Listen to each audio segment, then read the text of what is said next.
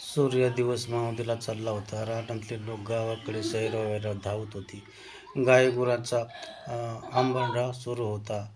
पाखरे घरट्याकडे चालली होती. अंधार पडत चालला होता. कुठेतरी किलबिल पक्ष्याची चालू होती. तेवढ्यात रानामध्ये कोल्ह्याची कोल्ह्याची कुई कुई चालू होती. जिकडे तिकडे ज्याच्या त्याच्या घरट्याकडे जाण्याची तयारी होती आणि सूर्य मावळतीकडे पक्ष्याची धाव चालू होती. पक्षी सूर्य मावळतीकडे धावत होते. आम्ही सर्व गावाकडे येत होतो. बैलगाड्याची खडखड खडखड रस्त्याने आवाज येत होता. मध्येच हंबरडा बैल फोडत होता. घुंगराचे बोल येत होते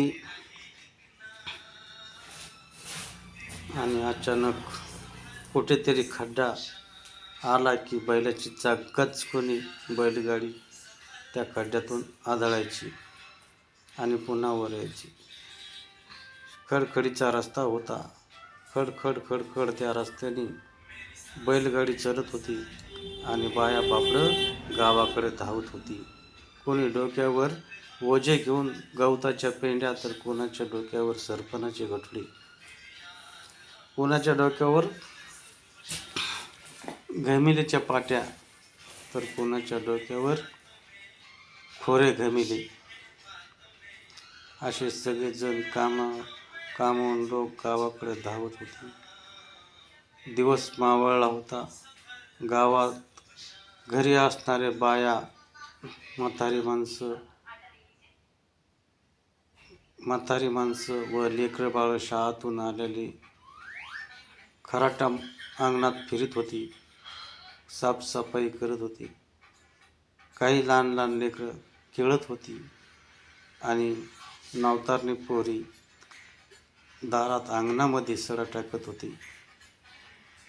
तेवढ्यात मध्येच म्हातारी खेचकायची, हे ठके इकडे मार की पाणी, असं म्हणून सर्व त्या ठेकून काम करून घेत असत.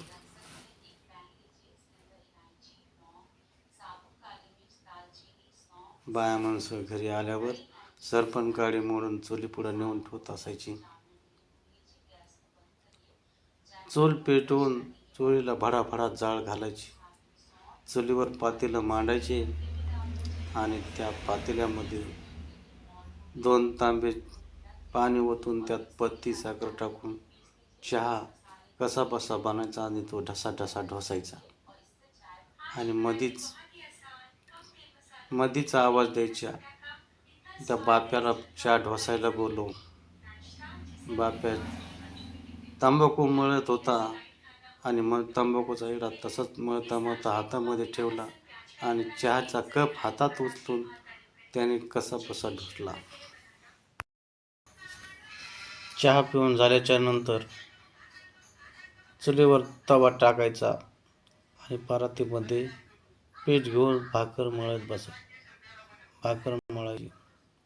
आणि भाकर मळून थाप थाप करून ती भाकर तव्यावर टाकायची. चुलीला फुंकारा फुकायचा आणि भाकर खालीवर करून परत पीठ मळायचे आणि पिठाचा हुंडा तयार करून परत भाकर मळायची. वरली भाकर खाली हाराला लावायची आणि खालची भाकर काठवटीमध्ये भाकर तव्यावर टाकायची. असं करून भरा 10-12 भाकरी झाल्या आणि लगेच पातेले चुलीवर मांडलं.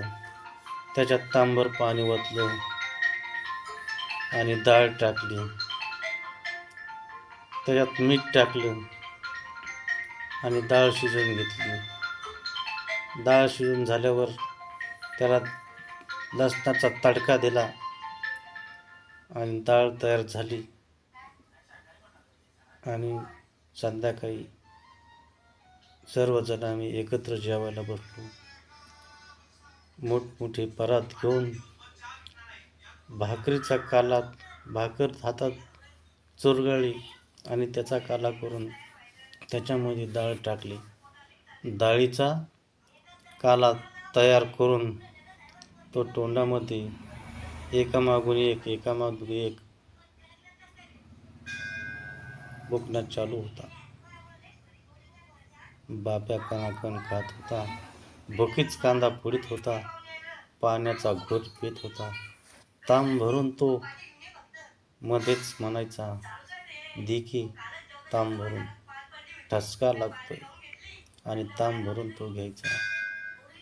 तेवढ्यात माईने त्याला ताम भरून द्यायचा आणि बाप्या हात पुढं करून म्हणायचा, "अर्धीशी भाकर दे."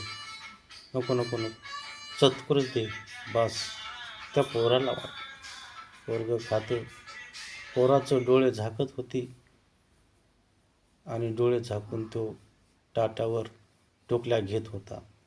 तेवढ्यात त्याला धपाटा मारला की पटकन तो डोळे उघडायचा आणि घास तोंडात घालायचा.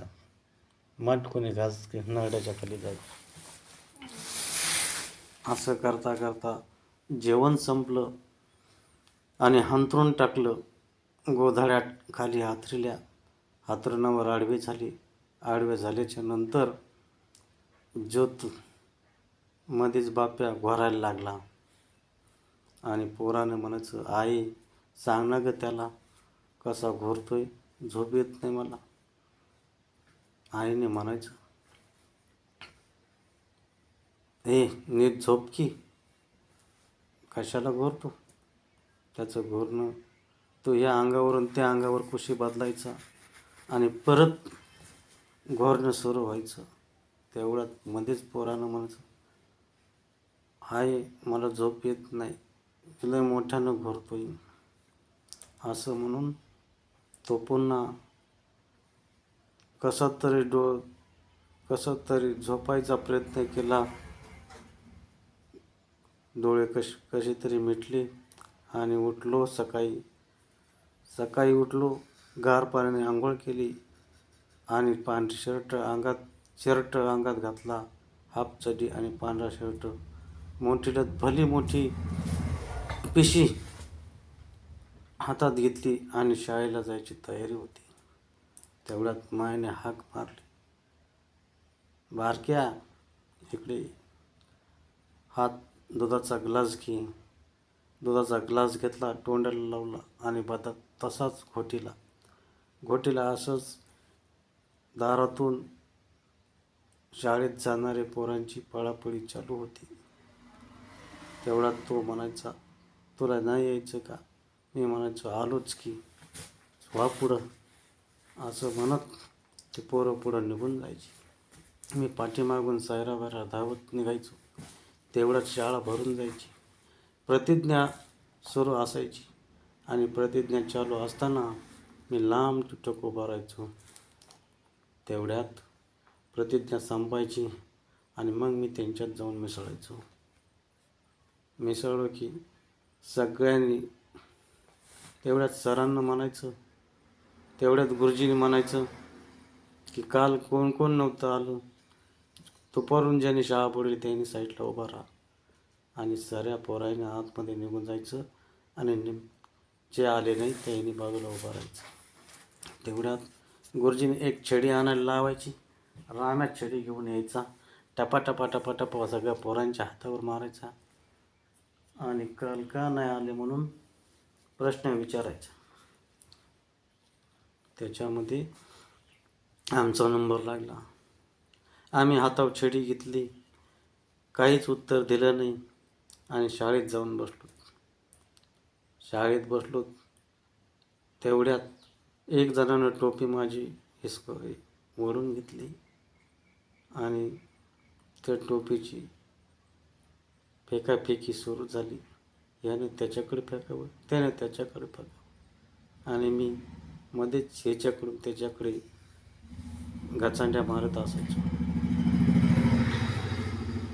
मास्तर यायची पाळी झाली आणि आमचा धिंगाणा चालू होता. तेवढ्यात मास्तर आत येणार की मोठ्याने आरडायचं, काय रे, काय चाललंय? आमचा धिंगाणा लगेच जागेवर जिकडे तिकडे गप्प बसायची आणि मी तेवढ्यात मला पकडलं जायचं. तेवढ्यात सरने म्हणायचं, गुरुजीने म्हणायचं, का रे कशाला धिंगाणा घालतो, ये पुढं. परत एक फाटका ठोकाय द्यायची आणि बस म्हणायची. आणि बसल्याच्या नंतर परत सराची हजेरी सुरू व्हायची. गुरुजी सगळ्याची हजेरी घेत होते. नाव घेऊन प्रत्येकाची हजेरी सुरू असायची आणि त्या नावानुसार आवाज द्यायचो. यस सर कोणी म्हणायचं, तर कोणी म्हणायचं हजर आहे गुरुजी, कोणी म्हणायचं उपस्थित. असं म्हणून प्रत्येकाने आपण आपली हजेरी द्यायची. शाळा चालू झाली.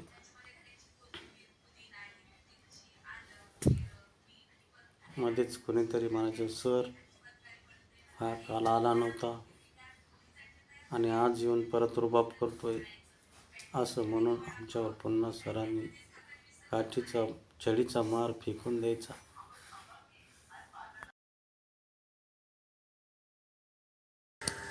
स्टोरी कशी वाटली कमेंट करा, फॉलो करा आणि मला कळवा.